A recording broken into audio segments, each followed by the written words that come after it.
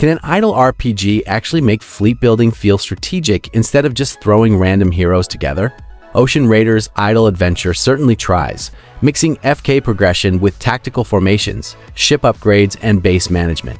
If you've been looking for an idle game with a little more to think about, this one might be worth a closer look. Before we set sail, do your future self a favor and hit that like button and subscribe. We're always hunting for the next great idle RPG, so you don't have to waste your time downloading the bad ones. Body.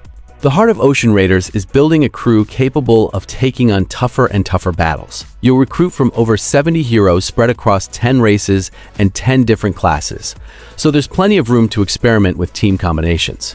Humans, elves, dragons, demons, you've got a colorful roster, but what really matters is how their abilities work together. Combat isn't completely hands-off either. You can field up to 9 heroes at once, and positioning actually matters.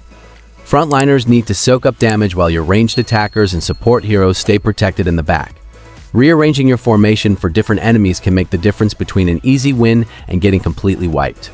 If you're the kind of player who enjoys tweaking lineups for better results, there's enough strategy here to keep you busy. If you prefer pressing auto and forgetting about it, you'll still get through most early content without much trouble. Since this is an idle RPG, progression keeps moving even while you're away.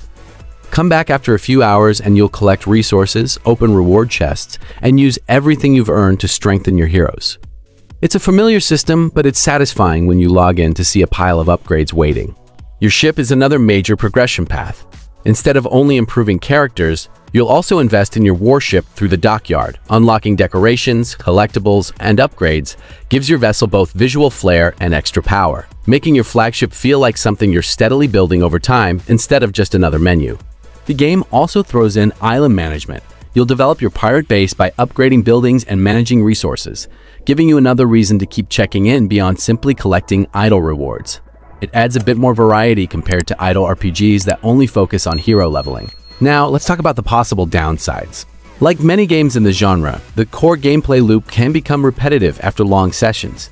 You'll spend a lot of time upgrading heroes, collecting AFK rewards, and pushing through increasingly difficult stages. Whether that's relaxing or boring depends on what you're looking for.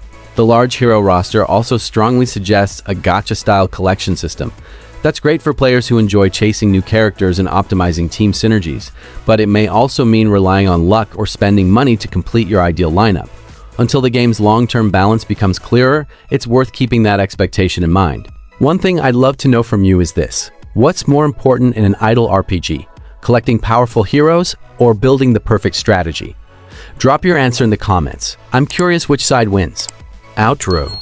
Overall, Ocean Raiders Idle Adventure looks like a solid choice for players who enjoy AFK progression with a little more tactical decision-making than the average idle game.